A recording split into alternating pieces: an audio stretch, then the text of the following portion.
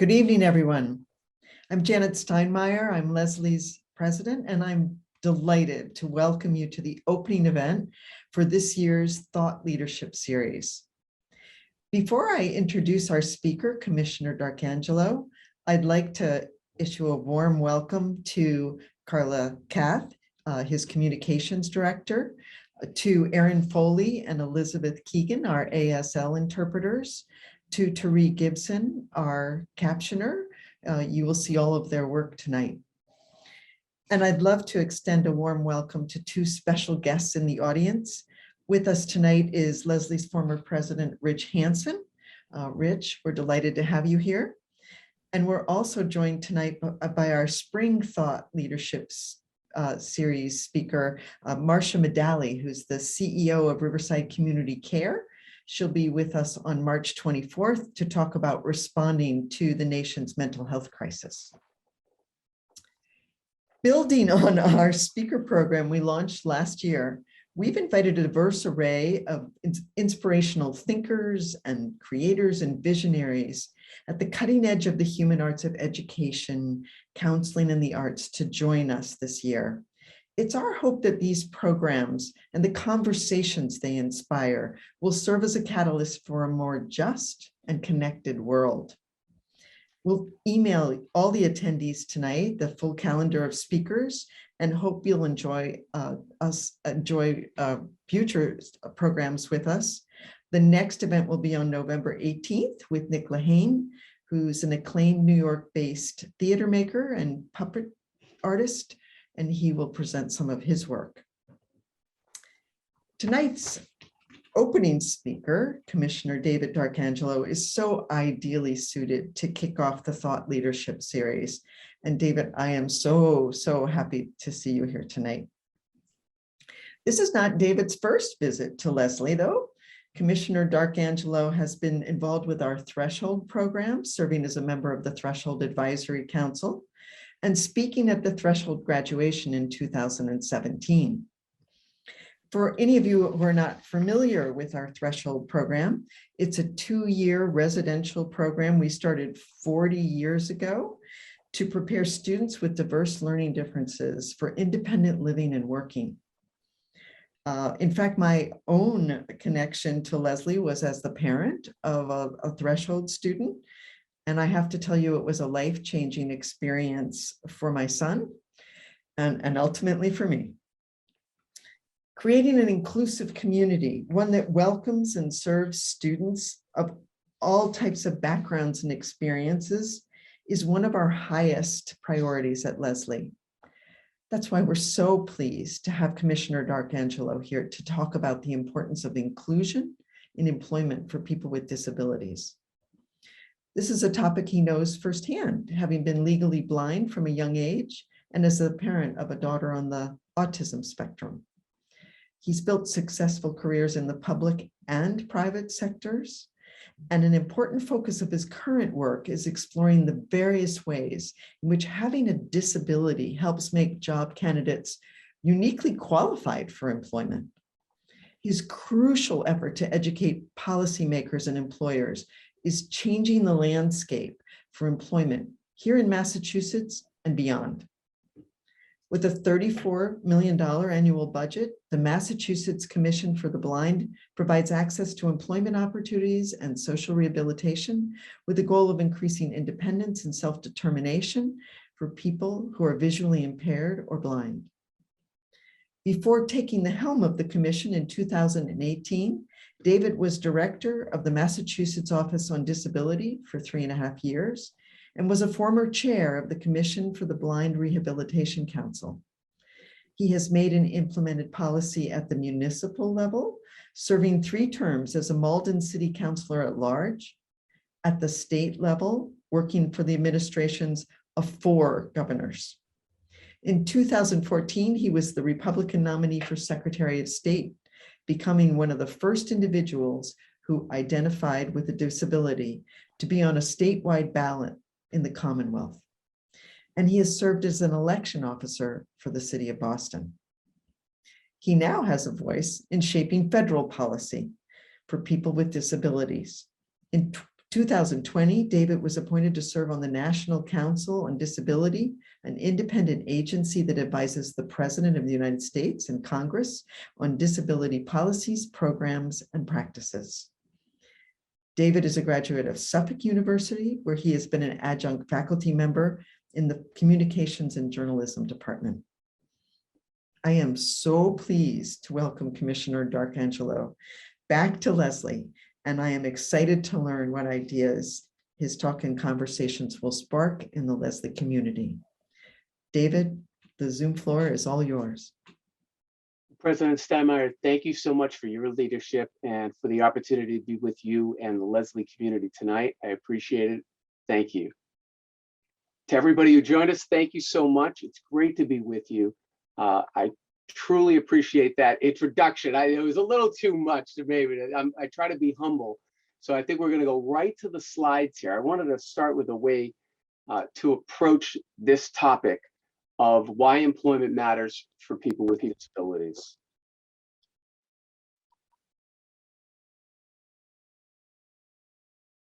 So I like to start with one of my favorite Stoic philosophers, Epictetus. It's impossible to learn that with which one thinks they already know. So I try to stay humble and open-minded. These are long-standing, very profound challenges that we're facing trying to get people with disabilities employed. And I believe employment goes to the heart of a person and really to their identity. I submit to you, if you're out and about and you meet somebody at the grocery store and you strike up a conversation, really what's one of the first things you're going to exchange with that person? They're going to say, well, oh, what is it you do? And so I'd say I'm a commissioner, or you'd say you're the president of a university, or you'd say you're a clerk, or this, that, or the other. If you're a person with a disability who hasn't been in the workforce for years, you're going to start telling me about your disability. And while that's fine, that just goes to show that it goes to the identity of a person. So really what we're trying to do here is we believe that work brings dignity, self-determination, and independence. So with that, I ask you to keep an open mind, and we'll go to the why employment matters for people with disabilities here in Massachusetts, but really across the nation as well. So we'll start with an overview. I'll give you some background and experiences so you understand my prerogative and where we're coming from. We're going to touch on a great ad campaign that we're doing at MCB. Maybe you've seen it on TV. It's been playing even during the Red Sox game during the series here. What's your vision campaign? We'll talk a little bit about that. And then the challenges, really, these are long-standing and profound. And I would assert they affect not only the people with disabilities, really our cities, our state, our country, society in general. And then I'm an optimistic person, so we'll spend plenty of time on the opportunities of how we can make positive change together and really improve the human condition. That's why I got into public service in the first place. I'm sure that's what gratifies and motivates many of you to do the great work you do. So with that, we can begin.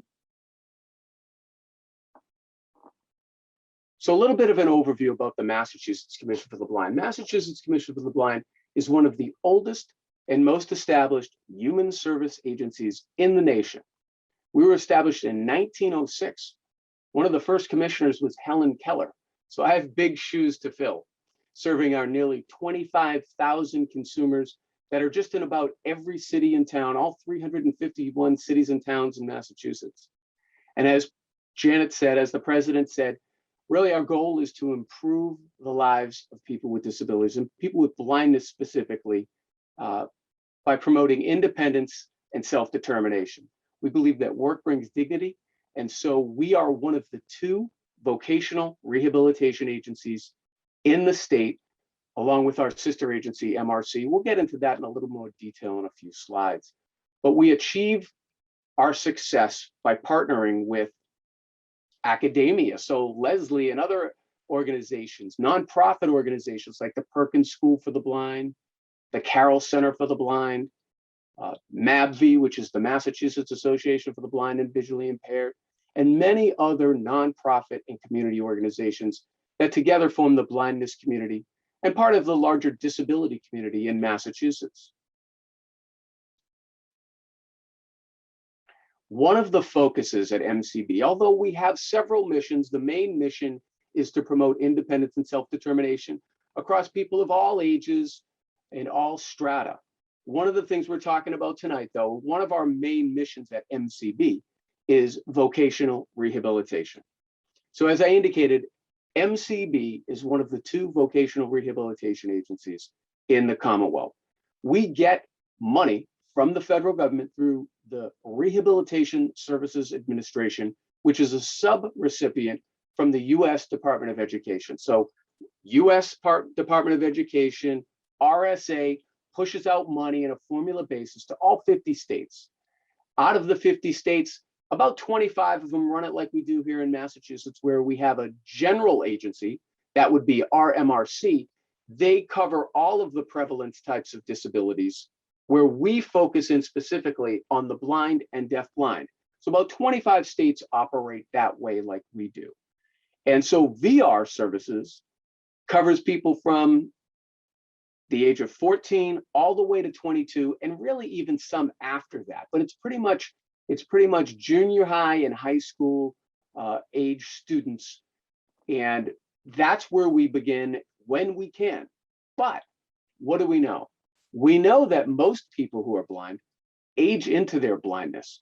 So yes, we have great emphasis, and we put out tools like this graphic novel devoted to reach our pre-ETS kids. That's our employment transition services kids. These are the ones who are 14 to 22. So yeah, we try to gear towards them, but we're very cognizant that a very significant amount of the individuals we serve are aging into blindness, much like me. So I joined MCB when I was 14 years old. And then I went out, detached my retina, and went completely blind. And I really needed MCB at that point and got rehab. So I've been through these programs. And then when I rehabbed and had different surgeries and had my vision restored to the point where I'm 2200, which by the way is right on the line. In Massachusetts, we have a legal definition of 2200. So if your visual acuity is 2200 or more, then you can be a consumer with MCB. And so really our focus on VR is getting people job ready. Because again, we believe that getting employed and having a career really makes people independent, self-determined, and builds their dignity. So another facet of our VR program is our Randolph Shepherd program, just to show you the span of services we provide. Yes, it's education, yes, it's training, but with the Randolph Shepherd program, we're actually providing business opportunities where we go out and we make people concession managers and really their own business owner to run convenience and sundry type of stands and stores in various state and federal and public office buildings. So just to give you an idea of the span of VR services that we provide at MCB. We get great results. You'll be pleased to know your state government, we're among the best in the nation at what we do. So for last year, we served about 1,000 consumers, which is actually up slightly from our pre-pandemic levels and up significantly over last year because so many things were closed during COVID. But our 155 closures, successful closures, we're among the leaders in the nation for doing that. That's a 25% increase year over year, despite COVID. So that's a testament to our team, to our VR counselors and our adjustment to blindness counseling that we provide, the assistive technology training we provide, the orientation and mobility training we provide. So it's really a testament to our team and our consumers for working hard to be able to get those results. I'd like to share with you a campaign. One of the things we're trying to do is attract more people into MCB so we can get them services. A significant dynamic of our population, again, for many of our consumers that are later in life blinded, which is a significant amount, they don't necessarily view themselves as blind. They might have a vision like me where to just come upon them, you might not know that they're legally blind. So they don't want to associate with being legally blind. They don't feel like they should be in our agency. There's maybe like a stigma there. So one of the things we've been trying to do is break those barriers down and let people know that we have services there for them.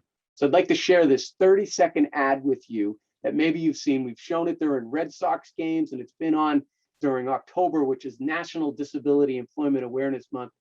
Carla, why don't you go ahead and play the video for the folks.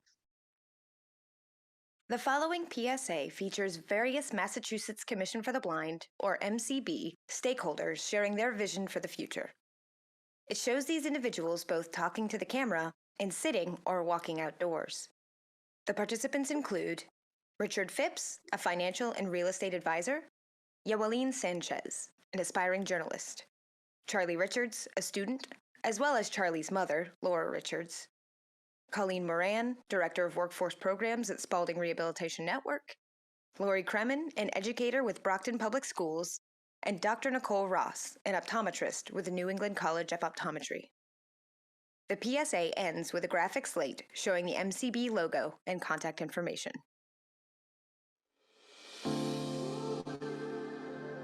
What's your vision? My vision's 2200. Light perception in the right eye and zero vision in the left eye. 2200 at best on my left eye, and on my right eye, I cannot see. No, I mean, what's your vision? My goal is to become a journalist. To be able to work. Financial independence. My vision is employment opportunities for all, including people with disabilities. My vision is for all of my students to dream big. That he become fully independent. For my patients to live their best lives. What's your vision? What's your vision? What is your vision? At the Massachusetts Commission for the Blind, our vision is clear. We believe that all people who are blind or visually impaired should have the opportunity to work and thrive. To learn how we can help you meet your employment or workforce goals, call 800-392-6450 or visit mass.gov/MCB. The following. Well, I hope you enjoyed that. We put a lot of time and effort into that, and we're getting great results. We're getting various Massachusetts. We're getting more people coming into the agency as a result of it. So I think it's working, and that's what we're trying to do. So help us spread the message.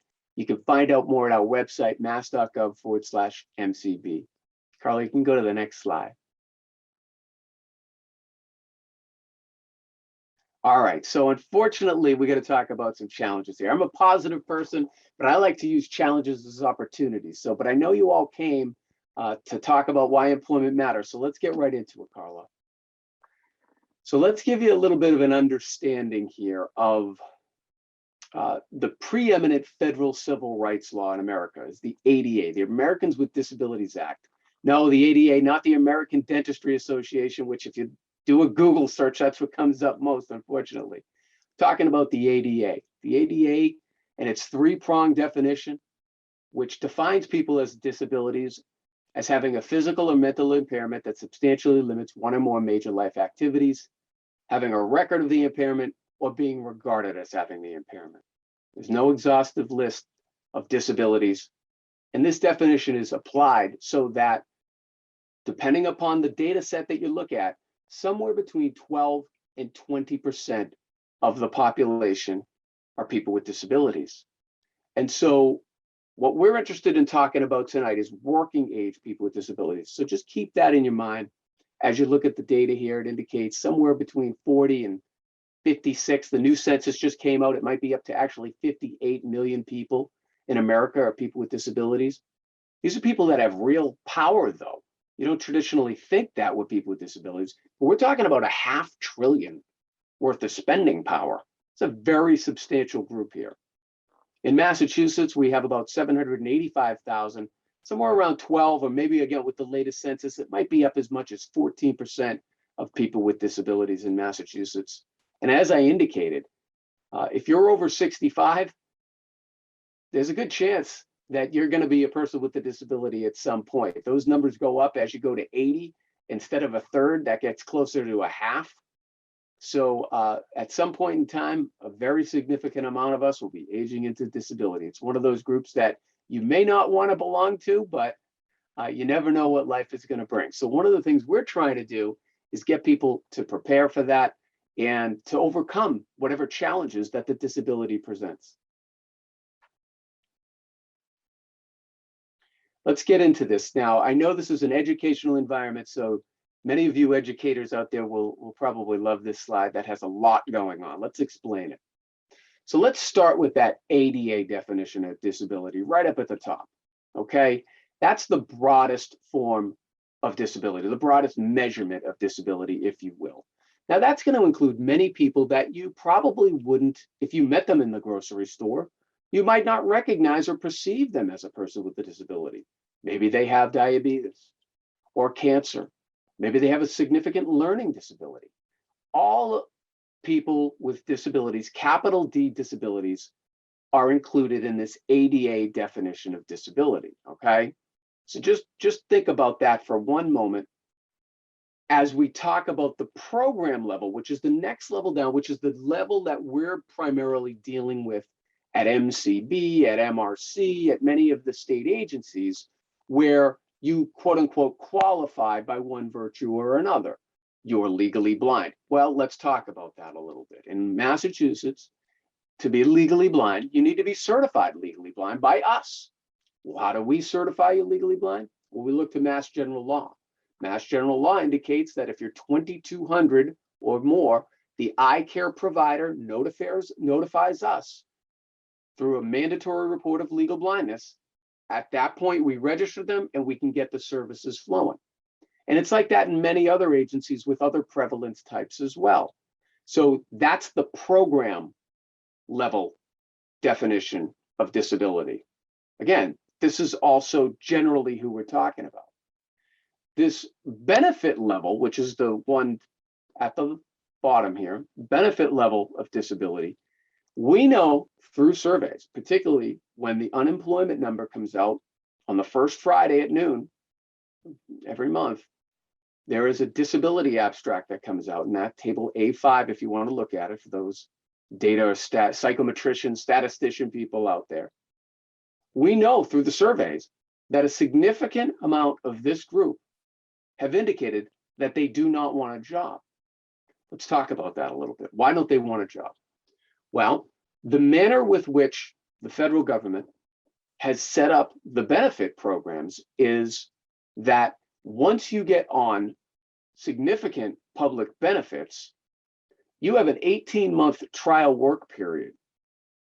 For example, many of the cash benefits like Social Security and SSDI have this 18-month trial work period where during that time, you're allowed to go out and earn money and get a job. But once that 18 months is up, if you're employed, you lose all your benefits.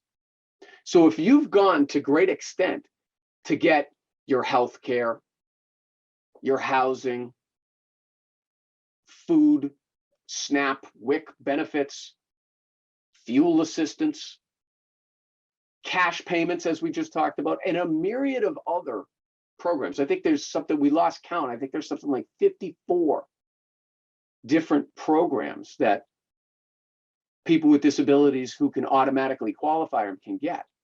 So once you're setting that up, and once you become reliant on that, to then go out and get a $15 entry-level job at Walmart or some other get your foot in the door job at 18 bucks an hour, 20 bucks an hour, whatever it is, to upset that apple cart of all of these other services is a major dilemma. So please, I am not faulting, just to be clear, the people with disabilities that make that determination. People need housing, people need health care, people need cash to survive. So I certainly don't fault them, but what it does is it creates a benefits cycle that people can become dependent upon. So one of the things we're trying to solve for is how can we get people with disabilities to be able to work, because we believe work brings independence, self-determination, dignity, goes to your identity, but still be able to live and survive, which is what these safety net benefits are providing. It's a real conundrum. So let's, for the purposes of the discussion here, we're not going to focus as much on the benefit level disability cohort, because that's really a whole other discussion and it would take much more time than this lecture has. But just so we can go to the next slide, this will start to make sense for you now as we look at the data. So this data that we're talking about here, again, back to the 785,000 people in Massachusetts who have a disability by the ADA definition. So that's capital D disability. In that 785 is people with learning disabilities and diabetes and cancer, to people in wheelchairs, to people who are blind and deaf, and everybody on the whole spectrum of disability. Because I would assert to you, we are all in various states of ability. So to me, it doesn't matter what ability or disability you want to say you want to have. If you need assistance, then we want to help you. We're here to improve the human condition. So that's what we're talking about here. Let's boil this down though, this 785. What you have is the working age population. That's generally considered between the ages of 16, some measure it at 14, some measure it at 18. And I'm saying some because there are different data sets out there. One of the data sets we look at most, and the one here, which is the broadest measure, is the American Community Survey provided by the United States Census Bureau. This will indicate, and this breaks my heart every time I say it, that nearly 60% of all working age people with disabilities are not in the labor force. I'll say that again. Nearly 60% of all working age people with disabilities are not in the labor force. Forget about unemployed. If you're unemployed, at least you're in the labor force. These people are saying, no, I don't even want a job. I don't even want to consider employment. I've dropped out of the workforce. This is a national crisis. These are our sons and daughters, our neighbors, our friends, our family, that we're inhibiting to be independent and self-determined and dignified by taking part in a career, contributing to society, earning their own wage. And again, I don't, just to be sure for the 10th time, I don't fault these people for making that decision, because they're given a choice of, well, do you want to take the benefits or do you want to work? Because it's difficult, it's very difficult to do both. So just to put that dilemma out there, which remains, which we're trying to solve. All right, so back to this. Let's focus on this.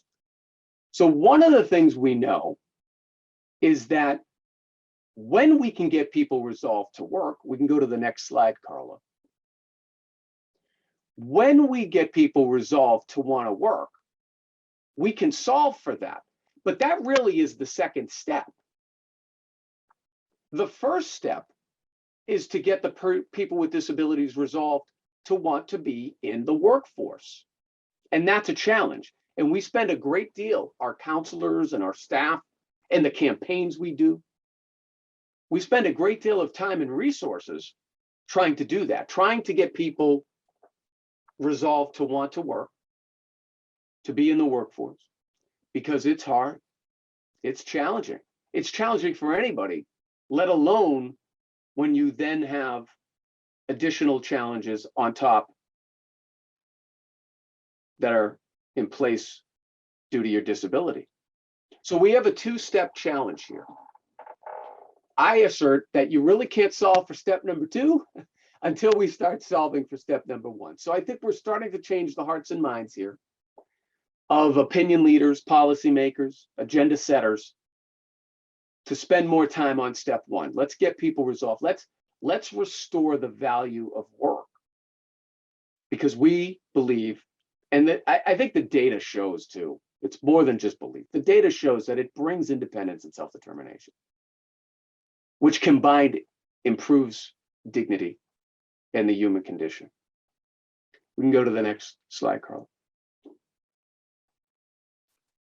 So a little bit about this. You would say, well, hey, Dave, isn't everybody already doing this? Aren't people with disabilities protected? They sure are. Your state has a proud history, our state, of doing this. Chapter 272, Massachusetts General Law, Chapter 272, is a non-discrimination law, one of the first in the country, predates the ADA. Unlawful discrimination of housing and development, 151B, which also, by the way, establishes the Massachusetts Commission Against Discrimination. We have a service animal law.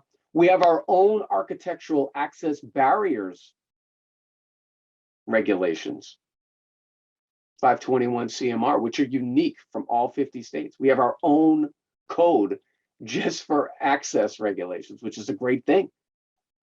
It's why we have truncated domes everywhere in Harvard Square and all throughout Cambridge and all throughout Somerville and all throughout all these other places. You go to other parts of the country, they don't have that. Of course, there's federal laws. We mentioned the ADA, which is celebrating its 31st year as the preeminent federal civil rights law. And of course, the amendments, which really gave clarity and teeth and enforcement to the ADA.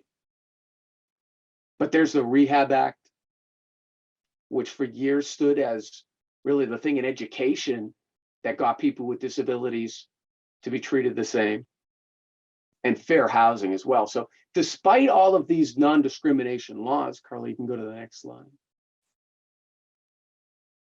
Unfortunately, discrimination still exists. People with disabilities are the most or among the most discriminated groups, particularly when it comes to employment. Title I of the ADA is employment, and the EEOC, which is the Equal Employment Opportunity Commission, they're our federal agency that ensures equal treatment of people. In their charge statistics, people with disabilities are usually second or third. MCAD, unfortunately, it's like number one. MCAD is the Mass Commission Against Discrimination. They're our state agency that does it. They're a quasi-state agency that ensures that people aren't discriminated against. So the largest finding, the largest reason why employers are found to be discriminating against people with disabilities is the failure to accommodate. So they're not providing reasonable accommodations for their people with disabilities, for their employees. And then there's stereotypes that we have to overcome. There's a general public perception that blind people can't do this, or people in wheelchairs can't do that, or people with autism can't do this or that. We're trying to break those barriers down. Because I'm going to tell you right now, give me a good, reasonable accommodation, and people with disabilities can do just about any job. All right, enough of the tough talk. Let's focus on opportunities, which I much prefer.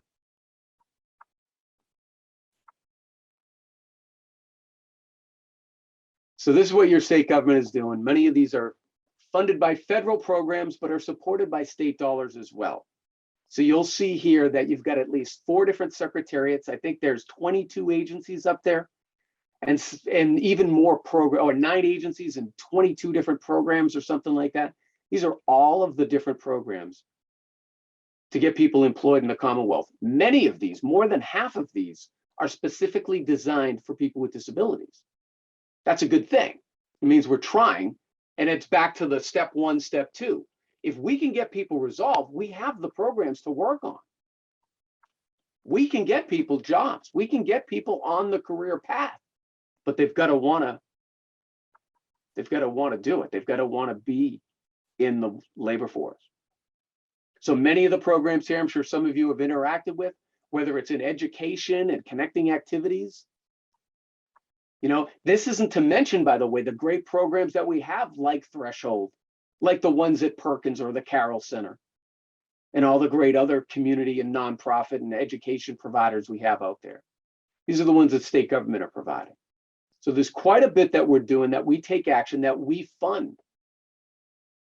State budget's about a $46 billion endeavor. About $23 billion of that goes directly to health and human services. In terms of the nation, we lead the nation in just about every metric. And if we don't lead, we're second or third. So it's up to us to lead.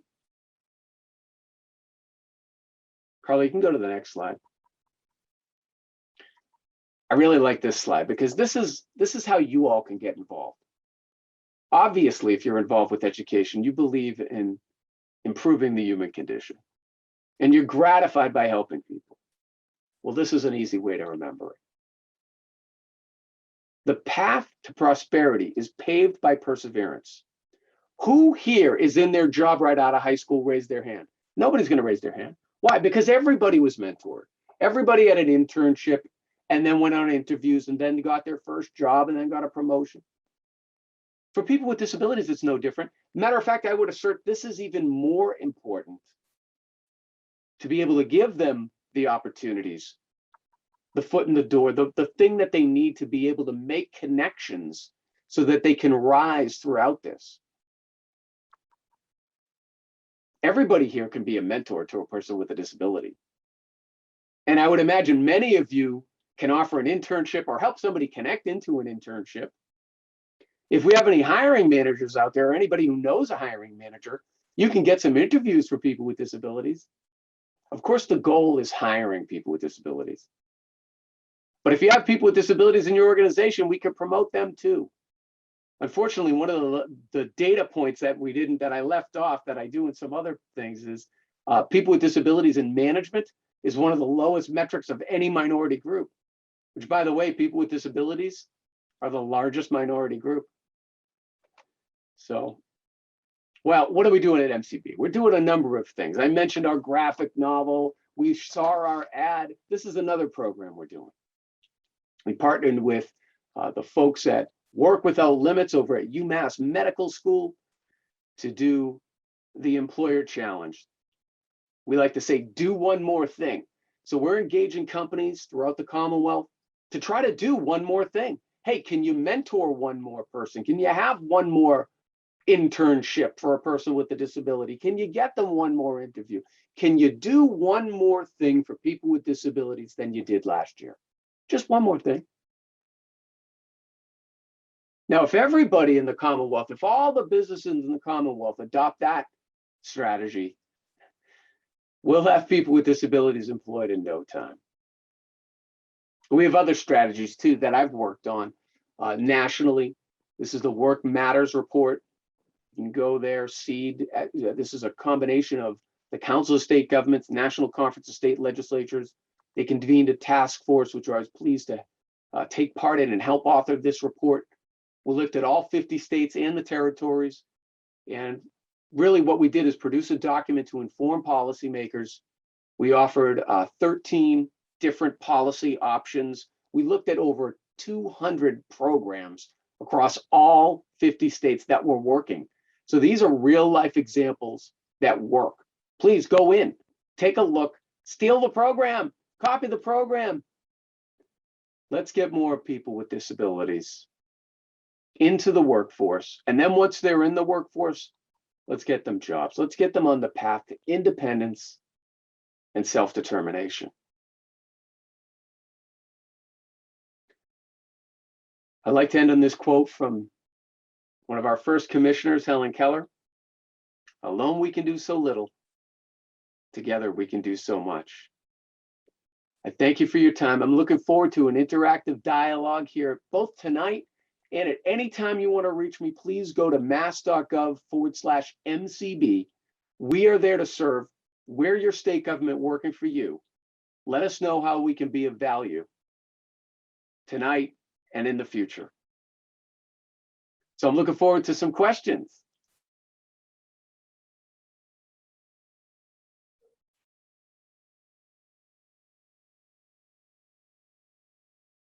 All right. Hello, everyone. I am Carla Kath. I am the Director of Communications for MCB. And we do have a couple of questions already, but if you haven't submitted them, please go ahead and submit those questions now for Commissioner D'Arcangelo, and we will get to as many as we can with the rest of the time that we have here this evening. The first question for you, Commissioner, is about transportation. And I know that that is a topic that is near and dear to our community. It actually just had a town hall this month on October the 7th with the MBTA to talk all things transportation. So let me read you this question. It says, I agree with your choice of benefits or work. pushing for work for our son, but having a terrible time finding transportation. Any insight into transportation if you aren't on a subway line or a bus line in town? That is an excellent question. Thank you for that. So traditionally, transportation has been a very significant barrier for many prevalent types, many different types of disabilities.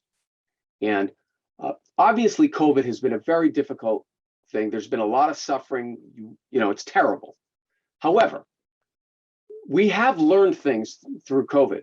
And some of the things, like even what we're doing tonight, these virtual meetings have increased. Well, what have they also done? They've ameliorated and in sometimes even eliminated transportation barriers that have historically been there.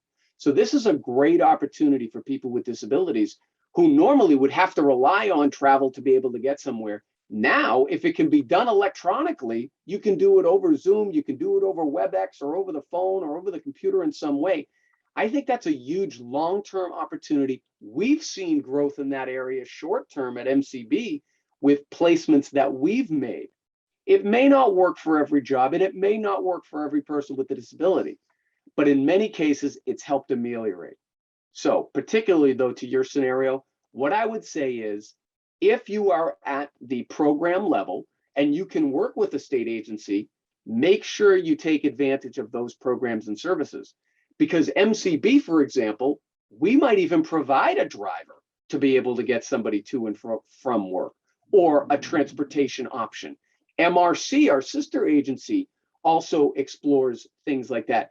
What we're going to do is we're going to develop a specific case-by-case plan, an individualized plan with you and your specific situation to figure out what's going to work best. Because if you want to work, the last thing we want to do is keep you from work just because of transportation barrier. What I would say is come into the system, let's talk about it, let's solve for it. I'm confident we're going to be able to provide something. Even working with the people at the MBTA and the different RTAs, there's solutions that we can potentially explore. So what I would say is get a dialogue going. If you have further questions, contact me directly so we can go into specifics. Right. Thank you, Commissioner. And I have another one a topic that we did another town hall on, I believe this spring. And the question is about assistive technology.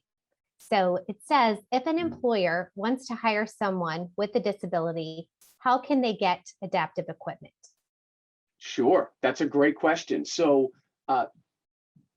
we talked about, unfortunately, the failure to accommodate, right? One of the things that we're constantly trying to do, and one of the aims of our campaign that I put up, the Do One More Thing campaign, is to get in there and give employers education that there are resources available to them, that they're not all alone. Now, yes, if it's a small accommodation, we do kind of, expect the employer to be able to do it if it's a de minimis thing. But if it's a major thing, again, talk to us, talk to government, talk to the various programs that are out there. We have a mass match program, which is terrific, which is MRC and Easter Seals, and it's a publicly funded program to be able to get technology out there to ameliorate whatever needs to be done to accommodate the person in the workplace. If you want to work, we're not going to let things like devices get in the way of you working. We want to be able to provide those devices. So again, reach out to us, let us know who we need to inform or whatever resource we need to be able to provide to get you employed. There's resources available is the bottom line answer to that question. All right. And maybe we can share a couple of those resources in the Sure. chat. Yeah, mass match is one, yeah. And the next question, again, we've had so many events this month. We actually had one last night with parents of children who are blind and visually impaired in the Boston Public Schools. And this question is about parents. It says, my question is that a lot of parents hold the children back and would rather have them in a day program. So how do you encourage those parents to get involved? Yeah, this is a very, very important area and one that we've grappled with. And I don't know if we've solved for it completely. What I'd say is it's a case-by-case basis. And for some families, it is a family decision and there's guardianship involved. I just got guardianship of my daughter. So I understand that dynamic and how it can be challenging on a number of levels. So I'm going to say first, it's going to be case by case, but I really believe the fullest potential is to be independent and self-determined. And I believe that work can really help bring those, and then that combination helps enhance dignity. I really believe that. So it's not always an easy thing though, because everybody has their own unique situation. So I think to the best extent possible, you want to give people access to opportunities and provide them with the opportunities. Then it's up to them to take the opportunities. That goes back to what we were talking about with so many people out of the workforce. That is a major consideration that families need to make, that the individual with the disability and families need to make. So I respect decisions on both sides of that. However, I'm trying to incent people to get into the labor force because I do think ultimately it can lead to enhanced independence, enhanced self-determination, and enhanced dignity. I really do believe that. All right. And we have another question here. So the question is, where are you seeing good examples of employers or individuals who are great employers of people with disabilities? And I really hope that you mention Employer of the Year, and that some of these people in this event tonight will become that, or that. Always Health Partners, right, Carla? Was Yes. this year, last year it was Spalding, or the year before was it Mass General? So they've all changed names, but yes, this year it was Beth Israel Deaconess Hospital, and last year was Always Health Partners. Always Health Partners. Thank you, Carla, for that clarification. So we've had a strong showing in healthcare, but we've had strong